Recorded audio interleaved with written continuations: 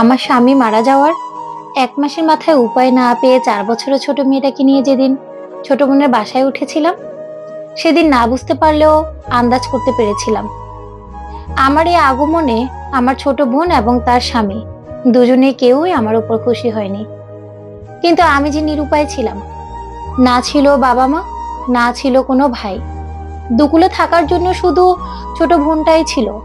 তাই বাধ্য হয়ে তার বাড়িতে এসে ঠাঁই নিলাম। বোনের বাড়িতে উঠেছি প্রায় সপ্তাহখানেক হবে। খেয়াল করে দেখলাম আমার বোনটা আমাকে আর আগের মতো আপু আপু বলে ডাকে না, আমার সাথে আগের মতো নরম স্বরে কথাও বলে না। বাড়ির কাজগুলো থেকেও কেমন জানি সে নিজেকে সরিয়ে নিয়েছে। বুঝতে পারলাম সে আমার আপন বোন হলেও আমার এভাবে আগমনে সে মোটেও খুশি হয়নি। কিন্তু সব বুঝতে পারলেও কিছু বললাম না। চুপচাপ ঘরের কাজ করে মেয়েটাকে নিয়ে বাড়ির এক কোণে পড়ে থাক, কারণ আমার যে আর যাওয়ার কোনো জায়গা নেই। এই ছোট বাচ্চা মেয়েটাকে নিয়ে কোথায় বা যাবো আমি? তাই মুখ বুজে বোনের বাড়িতেই পড়ে রইলাম। একদিন রাতে থালা বাসন ধুয়ে রুমে আসার সময় বোনের রুম থেকে কিছু কথা আমার কানে এসে লাগলো। বুঝলাম তারা আমাকে নিয়ে কথা বলছে। শোনা ঠিক হবে না, তাও অবাধ্য মন তো মানে না। তাই দরজার কাছে দাঁড়িয়ে শুনতে লাগলাম তাদের কথা। আমার বোন জামাই আমার বোনকে বলছে, নীলা, তোমার বোন এ বাড়ি থেকে কবে যাবে বলো তো? কতদিন হয়ে গেল, এখনো এখানেই পড়ে আছে। তোমার বোনের জন্য এখন বাড়িতে থাকতেও আমার অস্বস্তি হয়। আর তোমার বোন আমাদের বাড়িতে আছে, যার কারণে আমার বোন মিতু তার স্বামীকে নিয়ে আমাদের বাড়িতে আসতে পারছে না। মিতু শ্বশুর বাড়ির লোকেরা যদি এই কথাটা জানে, তারা কি মনে করবে বুঝতে পারছো? আমার বোন তার বরকে বলছে, আহ মিতুল, আস্তে কথা বলো, আপু শুনতে পাবে। আর বলো তো, আমারও কি ভালো লাগছে? কোথাও বের হলে কিছু করলে বারবার তাকে কৈফিয়ত দিতে হয়, তার উপর আমার সব জিনিস তাকে ব্যবহার করার জন্য দিতে হয়। যত সব উটকো ঝামেলা। স্বামী মরেছে তাই বলে কি বোনের বাড়িতে এসে উঠবে? শ্বশুর বাড়ি কারো গলায় গিয়ে ঝুলতে পারেনি? পাড়া প্রতিবেশীরা কি বলবে? তুমি তোমার বোনের যত তাড়াতাড়ি সম্ভব নিজের ব্যবস্থা করতে বলো, আমার বোন জামাই আমার বোনকে বলছে। আরে ধুর, এভাবে কি ধুম করে মুখের উপর বলা যায়? কেউ জানলে তো আমাদের উপরেই দোষ দিবে।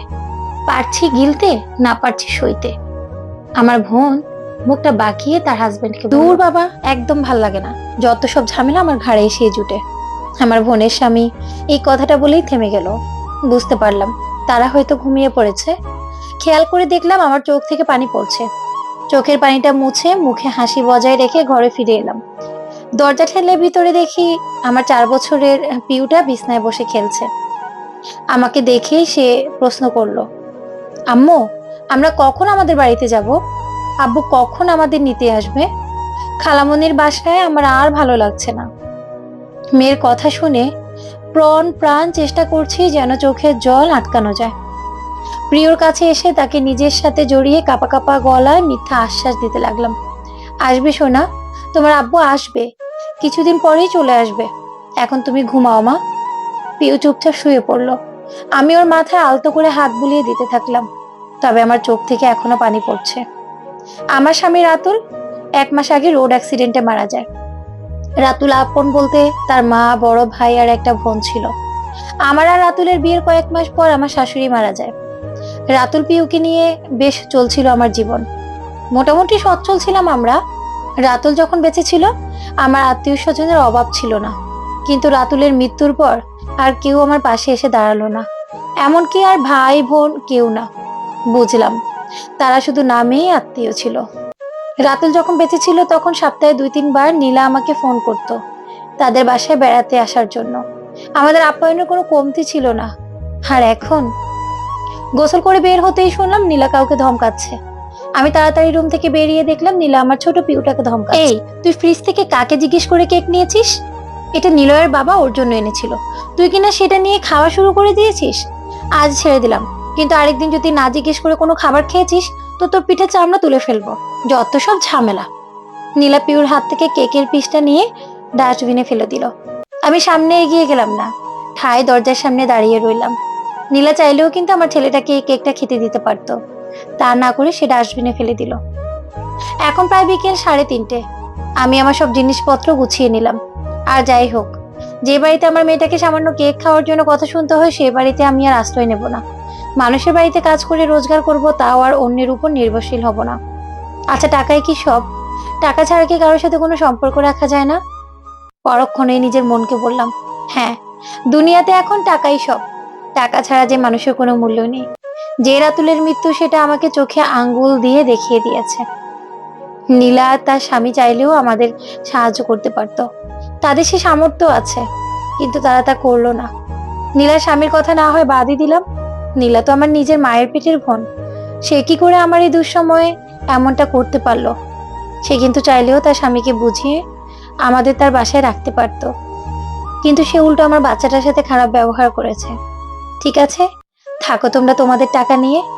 যে টাকার জন্য তোমরা আমাদের সাথে সম্পর্কটা শেষ করে দিলে, সেই টাকার জন্যই একদিন তোমরা আমার সাথে আবার আত্মীয়তা করতে আসবে। এগুলো ভাবতে ভাবতে ছোট পিউটাকে নিয়ে নিজের জীবন যুদ্ধে নেমে পড়লাম। জানি না বাকি জীবনটা কি হবে, কিন্তু আশা রাখছি নিজের মেয়েটাকে নিয়ে ভালোভাবে বাঁচার একটা ব্যবস্থা ঠিক করে নিব। তবু কোনো আত্মীয় স্বজনের কাছে আর সাহায্য চাওয়ার জন্য যাব না। তখন আমার স্বামী ছিল, তখন আমার আত্মীয় স্বজন ছিল। এখন আমার স্বামী নেই, এখন আমার কেউ নেই। আসলে কিন্তু এই কথাটা বাস্তব, জানেন? এতক্ষণ যে গল্পটি আপনারা শুনেছেন, এটা আমার বা আমার পরিচিত কারো জীবন গল্প নয়। হঠাৎ করে ফেসবুক স্ক্রল করতে করতে গল্পটি পেয়েছি, ভাবলাম যে আমার আপুদের সাথে শেয়ার করি। কিন্তু ভীষণ শিক্ষণীয় একটা গল্প, সত্যি কিন্তু তাই। যখন আপনার স্বামী থাকবে, তখন আপনার চারপাশে আত্মীয় স্বজনের অভাব হবে না। যখন দেখবেন কোনো মেয়ে ডিভোর্সি কিংবা বিধবা, দেখবেন তার দিকে সমাজ আঙ্গুল তুলবে। তার আত্মীয় স্বজন বলতে কেউ থাকে না। হ্যাঁ, মা বাবা অবশ্যই থাকে, ভাই বোনরাও মাঝে মাঝে থাকে, তবে সেটা কয়দিন, হয়তো 1 বছর পর্যন্ত আপনাকে টানবে। কিছু সময় পর তারাও কিন্তু কথা শোনাতে ছাড়বে না। তাই জীবনে যত কিছুই হোক, নিজের স্বামীকে কখনো ছাড়ার সিদ্ধান্ত নেবেন না। জীবনটা কিন্তু একটাই, আপনি এই জীবনটাকে উপভোগ করার চেষ্টা করুন। ঝগড়া হবে, অশান্তি হবে, সবকিছু মানিয়ে নিতে শিখুন। যাই হোক, আজকের এই গল্পটা কেমন লেগেছে অবশ্যই কিন্তু কমেন্ট করে জানাবেন। আর এই গল্পটা বলতে বলতে আপনাদের সাথে কিছু সুইস কটনের ড্রেস শেয়ার করেছি, সেগুলো কিন্তু আপনারা আউটফিট বাই জেবিন ফেসবুক পেজে পেয়ে যাবেন। পেজের লিঙ্কটা আমার এই ভিডিওর কমেন্ট বক্সে দেওয়া থাকবে। তো আজকের ভিডিওটা এ পর্যন্ত। কেমন লেগেছে অবশ্যই কিন্তু আপনারা কমেন্ট করে জানাতে ভুলবেন না। সবাই ভালো থাকবেন, সুস্থ থাকবেন। আর যদি নিত্য নতুন কোনো গল্প শুনতে চান, অবশ্যই কমেন্ট করবেন। চেষ্টা করবো প্রতিদিন একটা করে আপনাদের সাথে গল্প শেয়ার করতে। আল্লাহ হাফিজ।